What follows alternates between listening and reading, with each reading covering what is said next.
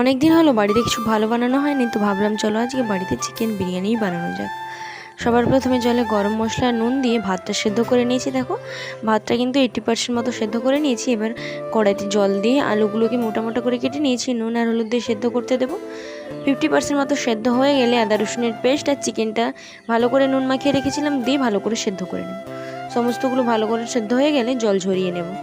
কড়াইতে তেল দিয়ে দেখো এবার দিয়ে দিচ্ছি গরম এলাচ, দারচিনি আর শুকনো লঙ্কা।